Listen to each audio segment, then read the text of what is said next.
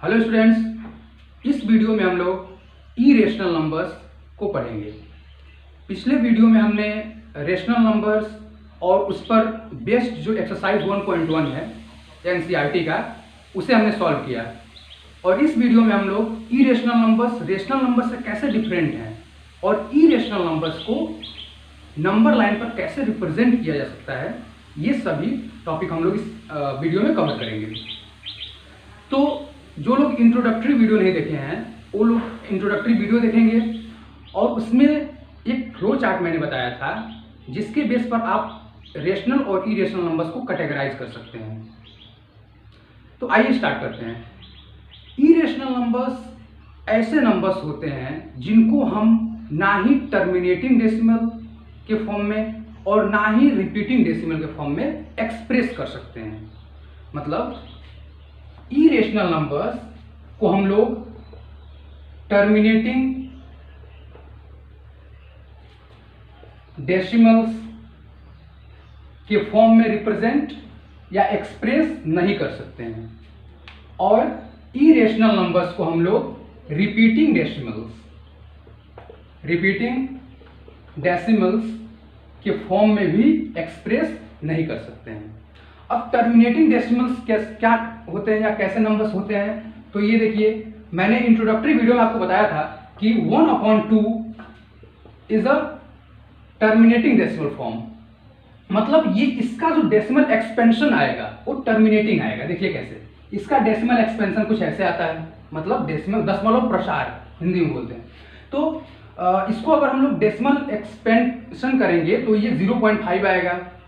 क्या 0.5 के बाद, इस डेसिमल के बाद एक डिजिट आया है 5, और क्या 5 के बाद भी कुछ आ सकता है? तो 5 के बाद कुछ नहीं आ सकता है।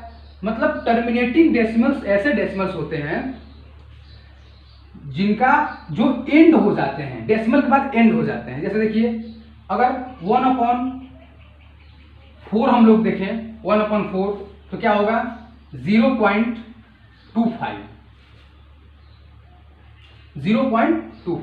मतलब डेसिमल के बाद 2 और 5, डेसिमल के बाद 2 और 5 दो डिजिट हैं और उसके बाद ये जो एक्सपेंशन है ये यहीं तक एंड हो जाएगा।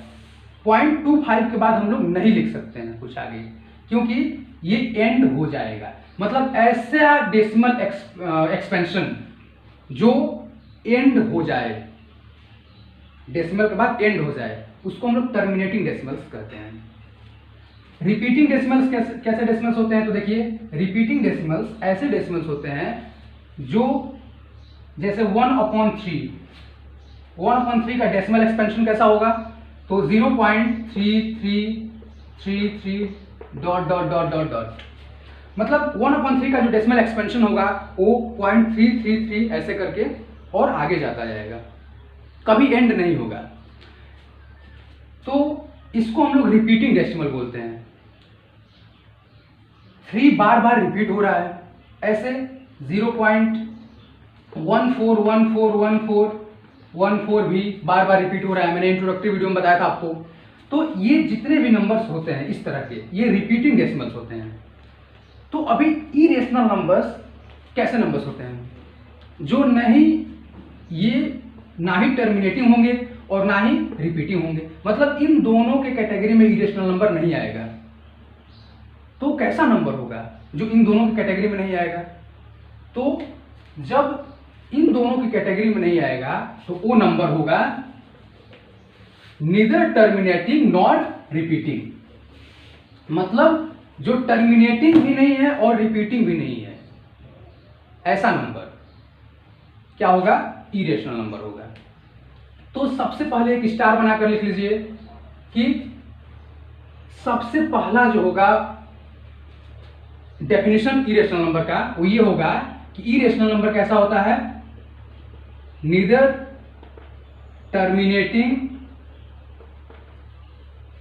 Nor repeating. Neither terminating nor repeating. तो ऐसे जो नंबर्स होंगे वो इरेशनल नंबर्स होंगे। जैसे 0.12, 112, 11112 11112 5 टाइम्स 12 डॉट डॉट डॉट। अब इसमें देखिए डेसिमल के बाद 1 2 आया, फिर कहीं 1 2 आया है क्या? नहीं आया है ना। 1 2 के बाद 112 आ गया, उसके बाद 1112 आ गया, उसके बाद 11112 आया, उसके बाद 5 टाइम्स 12 आया। मतलब इस डेसिमल के बाद रिपीट नहीं हो रहा है ये। और जब रिपीट नहीं हो रहा है तो ये टर्मिनेट भी तो नहीं हो रहा है। देखिए टर्मिनेटिंग, ये एंड हुआ है क्या इसका कहीं? तो ये टर्मिनेटिंग भी नहीं है एग्जाम्पल, और ये रिपीटिंग भी नहीं है। तो इसीलिए हम लोग कह सकते हैं कि ये इरेशनल नंबर का एक एग्जाम्पल है। ऐसे ही 0.54 554 555 5554 ऐसे ही हम लोग इसको भी देख सकते हैं। देखिए ये कहीं एंड नहीं हुआ है, मतलब टर्मिनेटिंग नहीं है, और इसमें एक ही नंबर का बार बार रिपीटेशन नहीं हो रहा है, मतलब ये रिपीटिंग भी नहीं है। तो नीदर टर्मिनेटिंग नॉर रिपीटिंग, ये हो गया एक इरेशनल नंबर को समझने के लिए एक एग्जाम्पल। इसके बाद सेकेंड एग्जाम्पल या सेकेंड टाइप से हम लोग कैसे डिफाइन कर सकते हैं इरेशनल नंबर्स को? तो देखिए ये फर्स्ट टाइप हो गया। सेकेंड टाइप ये है कि अगर यम कोई पॉजिटिव इंटीजर है, अगर यम कोई पॉजिटिव इंटीजर है और m and m is not a perfect square, अगर यम एक पॉजिटिव इंटीजर है और यम एक परफेक्ट स्क्वायर नहीं है, तब देन रूट यम या square root of m is an irrational number. इसका मतलब क्या हुआ कि अगर यम कोई पॉजिटिव इंटीजर है, जैसे यम के प्लेस पे हम लोग ले लेते हैं 2 एक पॉजिटिव इंटीजर है और यह परफेक्ट स्क्वायर नहीं है, मतलब इसका स्क्वायर रूट अगर हम लोग निकालें तो ये परफेक्ट स्क्वायर नहीं आएगा। जैसे √4 एक परफेक्ट स्क्वायर है, देखिए इसका 2 आ रहा है। उसी तरह √9 ये भी एक परफेक्ट स्क्वायर है, √16 इसका 4 आता है, मतलब जो परफेक्ट स्क्वायर है। तो ये सब जितने भी नंबर्स हैं, मैंने इंट्रोडक्टरी वीडियो में बताया था कि ये सभी नंबर्स रेशनल नंबर्स होते हैं। तो ऐसे नंबर जो परफेक्ट स्क्वायर नहीं हो, जैसे √2 √5 √3 √7, ये सभी नंबर्स परफेक्ट स्क्वायर नहीं होते हैं। तो जितने नंबर्स परफेक्ट स्क्वायर नहीं होंगे, जैसे √2 = 1.41, ये परफेक्ट स्क्वायर नहीं है ना, तो 2.24 ऐसे करके आता है। तो इस तरह से हम लोग बोल सकते हैं कि ये जितने भी नंबर्स √7 √11, ये जितने भी नंबर्स हैं, ये सब नंबर्स इरेशनल नंबर्स होंगे। क्यों? क्योंकि ये परफेक्ट स्क्वायर नहीं है। इसीलिए हम लोग कह सकते हैं कि सेकेंड जो डेफिनेशन है इरेशनल नंबर का, कि अगर यम एक पॉजिटिव इंटीजर है और यम परफेक्ट स्क्वायर नहीं है, तब रूट यम जो होगा वो इरेशनल नंबर कहलाएगा। अब थर्ड वाला देखते हैं, इसको मैं मिटा रहा हूं या फिर इसको। एक और तरह से हम लोग बोल सकते हैं, जब ये परफेक्ट स्क्वायर नहीं है तो क्या परफेक्ट क्यूब वाला भी एक एग्जांपल ले लेते हैं। तो देखिए इसमें यम एक पॉजिटिव इंटीजर है और यम अगर एक पॉजिटिव इंटीजर है और यह एक परफेक्ट क्यूब नहीं है, and m is not a perfect cube, और यम जो है एक परफेक्ट क्यूब नहीं है, तब हम लोग क्या बोल देंगे कि cube root of m is an irrational number.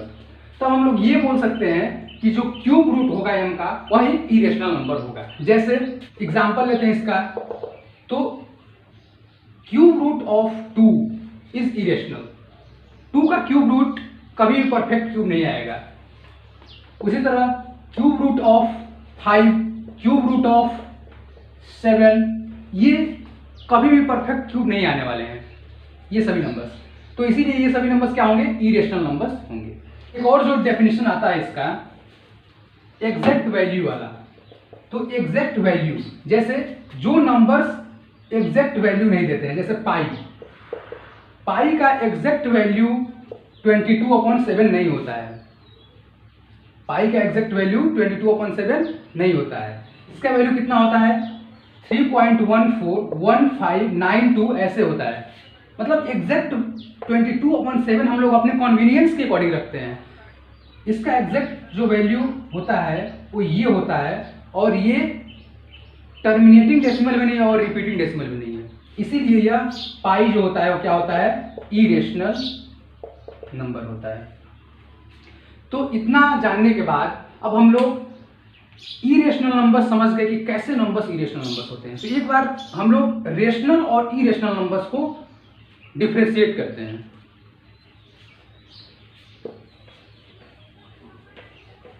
Suppose करिए आपको कोई क्वेश्चन आ गया कि रेशनल और इरेशनल नंबर के बीच का डिफरेंस बताइए। तो हम मान लेते हैं कि ये रेशनल नंबर है और ये इरेशनल नंबर है, और यहां से एक लाइन हमने ड्रॉ कर दी। तो रेशनल और इरेशनल नंबर्स के बीच का जो डिफरेंस होता है, सबसे पहला डिफरेंस तो ये होता है कि रेशनल नंबर्स को हम लोग P/Q के फॉर्म में लिख सकते हैं, और इरेशनल नंबर्स को P/Q के फॉर्म में नहीं लिख सकते हैं। इरेशनल नंबर्स को P/Q के फॉर्म में नहीं लिख सकते हैं, ये एक जनरल डेफिनेशन हो गया, उतना परफेक्ट नहीं है, लेकिन ये अभी जो हमने बताया है इरेशनल नंबर्स के बारे में, उसको बेस मानकर चलते हैं। तो अभी मैंने क्या बताया, सेकेंड वाला, कि जो नॉन टर्मिनेटिंग और नॉन रिपीटिंग डेसिमल्स होंगे, ऐसे नंबर्स जिनका डेसिमल एक्सपेंशन जो होगा वो ना ही टर्मिनेटिंग होगा और ना ही रिपीटिंग होगा, तो वैसे नंबर्स क्या होते हैं, इरेशनल नंबर्स होते हैं। तो इनका क्या होगा रेशनल नंबर्स का, तो इनका डेसिमल एक्सपेंशन जो होगा वो टर्मिनेटिंग होगा और नॉन टर्मिनेटिंग रिपीटिंग होगा। उसके बाद मैंने क्या बताया कि अगर यम कोई पॉजिटिव इंटीजर है और वह परफेक्ट स्क्वायर नहीं है तो वो इरेशनल नंबर होगा, उसका रूट। तो हम लोग ऐसे बोल सकते हैं कि जो नंबर परफेक्ट स्क्वायर नहीं होगा वह इरेशनल नंबर है, तो जो नंबर परफेक्ट स्क्वायर होगा वह रेशनल नंबर है। उसी तरह जो नंबर परफेक्ट क्यूब नहीं होगा वह इरेशनल नंबर है, और जो नंबर परफेक्ट क्यूब होगा वह रेशनल। ये आप लोग नोट कर लीजिएगा, ये डिफरेंस है रेशनल और इरेशनल नंबर्स के बीच का। अब हम लोग स्टार्ट करेंगे किसी भी इरेशनल नंबर को कैसे हम लोग नंबर लाइन पर लोकेट करते हैं या रिप्रेजेंट करते हैं। Locate √2 on number line. √2 को नंबर लाइन पर लोकेट करना, ये क्वेश्चन आपको मिला। तो आप लोगों को पता है कि √2 क्या है, एक इरेशनल नंबर है। इसका मतलब हम लोग इरेशनल नंबर को नंबर लाइन पर रिप्रेजेंट करने जा रहे हैं। तो एक √2 को अगर नंबर लाइन पर रिप्रेजेंट करना है तो √2 आया कैसे, ये जानना जरूरी है। तो हम लोग सबसे पहले ये देखते हैं कि √2 मिलता कैसे हमको। सपोज करिए आपको एक स्क्वायर मिला ऐसे,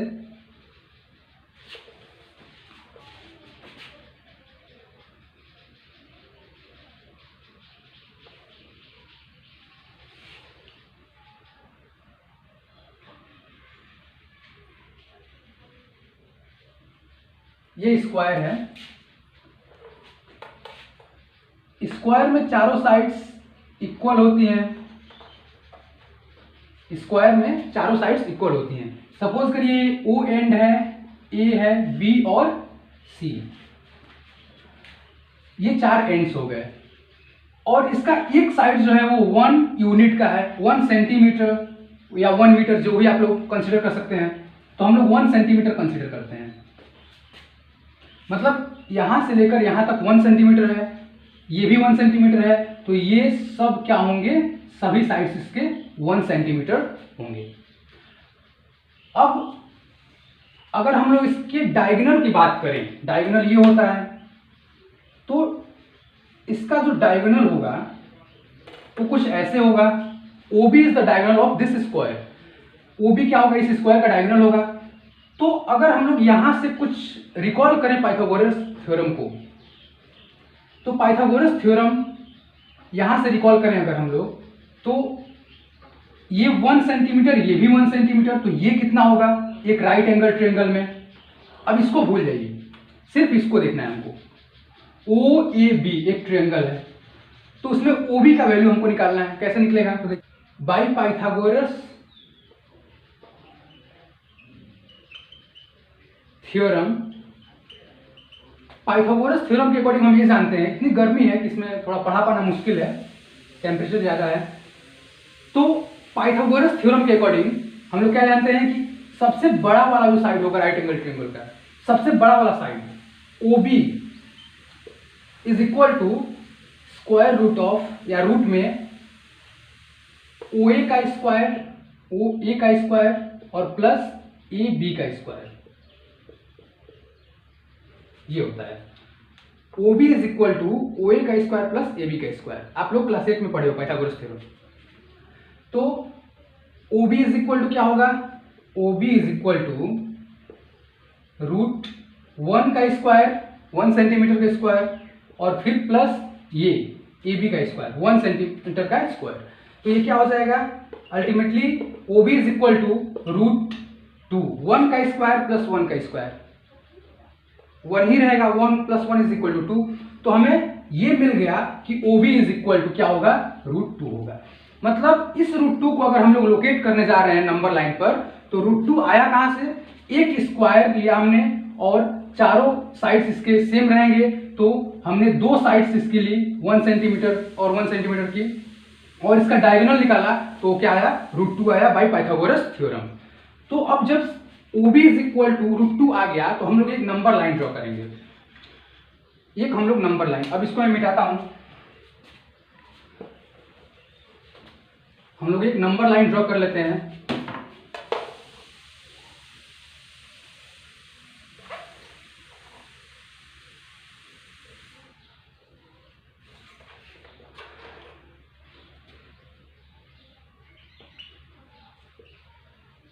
ये एक नंबर लाइन है, और इस नंबर लाइन पर हमें रूट 2 को रिप्रेजेंट करना है। तो सबसे पहले हम जान गए कि रूट 2 कैसे होता है, कैसे आया। अब हम क्या करेंगे कि इस ओ को हम लोग यहां पुट करेंगे, इस ओ को हम लोग यहां पुट करेंगे, और उसके बाद ओ से ओ ए का डिस्टेंस 1 सेंटीमीटर है। मैं इसको कुछ देर के लिए मिटा रहा हूं, हमें सिर्फ इस पर फोकस करना है। हमें यह पता चल गया कि अगर कोई एक पर्टिकुलर डिस्टेंस से हम लोग राइट साइड में 1 सेंटीमीटर बढ़े, और वहां से फिर अपवर्ड डायरेक्शन में 1 सेंटीमीटर बढ़े, और दोनों को, और जो अपवर्ड डायरेक्शन का जो पॉइंट है, लास्ट पॉइंट है, फाइनल पॉइंट, उससे हम लोग इनिशियल पॉइंट को मिला दें, तो इसका जो डिस्टेंस होगा वह रूट 2 होगा। तो देखिए हम लोग यहां से हम लोग अगर 1 सेंटीमीटर यहां तक सपोज करिए आएगा 1 सेंटीमीटर, तो इसको हमने ए पॉइंट सपोज किया, ए है, ओ से ए तक ये 1 सेंटीमीटर है, और फिर ए से लेकर बी तक हमने 1 सेंटीमीटर डिस्टेंस कंसीडर किया। ये क्या है, 1 सेंटीमीटर। यहां से यहां 1 सेंटीमीटर, और यहां से यहां ए से बी तक कितना, 1 सेंटीमीटर। और इसको हम क्या करेंगे, इससे हम टच करा देंगे। ओ से हमने बी को क्या किया, मिला दिया। तो ओ से बी को मिलाने के बाद हमें ये वाला क्या मिला, रूट 2 मिला, क्योंकि ये 1 सेंटीमीटर है, ये भी 1 सेंटीमीटर है। तो according to Pythagoras theorem we get root 2 as a distance of O B. उसके बाद हम क्या करेंगे, एक कंपास लेंगे। तो मेरे पास एक कंपास है, ये वाला, और इससे हम क्या करेंगे, कंपास का एक पॉइंटर यहां रखेंगे, और ये देखिए ओ से बी तक का जो डिस्टेंस है वही तो रूट 2 है। ओ से बी तक का जो डिस्टेंस है वही √2 है। तो अब यहाँ देखिए बहुत ध्यान से, ओ से बी तक का डिस्टेंस √2 है, तो यही डिस्टेंस अगर हम लोग यहाँ लेते हैं तो ये भी डिस्टेंस √2 आएगी। अगर हम लोग यही डिस्टेंस नीचे लेते हैं तो ये भी डिस्टेंस √2 आएगी। लेकिन हमको √2 को कहाँ लोकेट करना है, नंबर लाइन पर लोकेट करना है। तो हमें क्या करना होगा, यहाँ से पॉइंट बी से एक आर्क लेना होगा ऐसे, इस तरह से नंबर लाइन पर। तो देखिए जितना यहाँ से इसका डिस्टेंस है उतना ही डिस्टेंस यहाँ से इसका है। मतलब हमने √2 को नंबर लाइन पर रिप्रेजेंट कर दिया। इसका मतलब ये हुआ कि ये जो पॉइंट आएगा, यही पॉइंट, इसको हम लोग पॉइंट P सपोज करते हैं, और यही यहां से लेकर O से लेकर इधर P तक का जो डिस्टेंस होगा वो क्या होगा, यहां से लेकर यहां तक का जो डिस्टेंस होगा वो क्या होगा, √2 होगा। ये क्लियर हो गया, इसको आप लोग नोट कर लीजिए। अब अगर आपसे किसी ने क्वेश्चन किया कि √3 को कैसे रिप्रेजेंट करेंगे नंबर लाइन पर, तो अगर आपको क्वेश्चन मिला कि लोकेट √3 ऑन नंबर लाइन, तो सबसे पहले हम लोग क्या करेंगे, √2 को नंबर लाइन पर रिप्रेजेंट करेंगे जैसे हमने रिप्रेजेंट किया या लोकेट किया। उसके बाद हम लोग यहां से, बहुत ध्यान से देखिएगा, इस B पॉइंट से इसके परपेंडिकुलर, इस √2 के परपेंडिकुलर, मतलब OB के परपेंडिकुलर इधर हम लोग एक लाइन ड्रॉ करेंगे। उसकी लेंथ क्या होगी उस लाइन की, उसकी लेंथ होगी 1 यूनिट। उसकी लेंथ क्या होगी, 1 यूनिट होगी, मतलब 1 सेंटीमीटर। अगर ये सेंटीमीटर में है, सब सेंटीमीटर में है, तो हम लोग 1 सेंटीमीटर की लाइन एक ड्रॉ कर देंगे B से OB के परपेंडिकुलर। उसके बाद हम लोग क्या करेंगे, इसको सपोज करिए D। अब हम लोग D से O को मीट कराएंगे। D से O को हमने मिलाया तो OD जो है वह √3 होगा। OD का जो डिस्टेंस है वह √3 होगा। कैसे होगा, तो यहां हम लोग देखते हैं, √2 वाला बनाने के बाद हम लोग B से OB के परपेंडिकुलर एक लाइन ड्रॉ करेंगे, वह 1 सेंटीमीटर का होगा। तो अब ये बताइए, सपोज करिए आपको ये नहीं पता है, तो OBD भी तो एक राइट एंगल ट्रायंगल है। तो एक राइट एंगल ट्रायंगल में अगर सबसे बड़े वाला साइड का हमको मैग्नीट्यूड निकालना हो तो कैसे निकालेंगे, OD is equal to by Pythagoras theorem के according OD is equal to root of OB का स्क्वायर और प्लस BD का स्क्वायर। यही होता है ना, OB का स्क्वायर और BD का स्क्वायर। तो OD हम लोग निकाल रहे हैं तो कैसे निकलेगा, √2 का स्क्वायर और प्लस BD कितना है, 1 का स्क्वायर। अब OD इज इक्वल टू √2 का स्क्वायर प्लस 1 का स्क्वायर कितना होगा, √2 का स्क्वायर करेंगे हम लोग तो क्या हो जाएगा, 2 हो जाएगा। क्योंकि देखिए √2 इंटू √2 इज इक्वल टू, इन दोनों को हम लोग एक रूट में लिख सकते हैं ना, 2 2 जा 4 और √4 कितना होता है, 2 होता है। मतलब √2 का स्क्वायर कितना हुआ, 2 हो गया, और 1 का स्क्वायर 1 ही होता है। तो यहां से हमको क्या मिला, OD is equal to root में 3, OD is equal to root में 3। अब OD का वैल्यू क्या आ गया, रूट में 3 आ गया। तो ऐसे भी आप लोग निकाल सकते हैं OD का वैल्यू। अब उसके बाद क्या करेंगे, इसको मैं मिटा रहा हूं। इसके बाद हम लोग क्या करेंगे, हम लोग कंपास लेंगे और कंपास लेने के बाद इसको थोड़ा मिटाना पड़ेगा और लाइन को एक्सटेंड करना पड़ेगा इधर। O पर हम एक पॉइंटर रखेंगे और ये पेंसिल या स्केच मार्कर हम लोग D पॉइंट पर रखेंगे और यहां से एक आर्क लेंगे ऐसे। थोड़ा गड़बड़ हो रहा है, यहां से हम लोग कैसे आर्क लेंगे, देखिए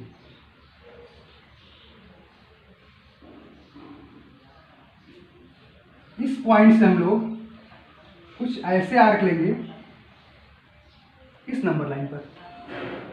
तो हमें एक जब यहां आर्क लेंगे तो ये √2 है P पॉइंट पर, और यहां हम कोई पॉइंट ले लेते हैं, सपोज Z पॉइंट ले लेते हैं, कुछ भी पॉइंट ले सकते हैं। तो O से Z तक का जो डिस्टेंस हुआ वो क्या होगा, वो √3 होगा। तो ये वाला √3 हो जाएगा। क्यों? क्योंकि देखिए यहां से लेकर यहां तक अगर √3 है तो इतना डिस्टेंस हम लोग कहीं भी लेंगे, यहां नीचे, तो √3 ही होगा। तो जब यहां से लेकर यहां तक का डिस्टेंस √3 है, that means we can locate √3 at the distance of OD। मतलब हम लोग OD वाला डिस्टेंस ही नंबर लाइन पर अगर लें तो √3 होगा। तो ऐसे हम लोग √3 को रिप्रेजेंट कर सकते हैं। तो आज के वीडियो में इतना ही। अगले वीडियो में हम लोग सॉल्व करेंगे एक्सरसाइज 1.2 ऑफ NCERT। अगले वीडियो में हम लोग NCERT का एक्सरसाइज 1.2 सॉल्व करेंगे। So thanks all of you for watching.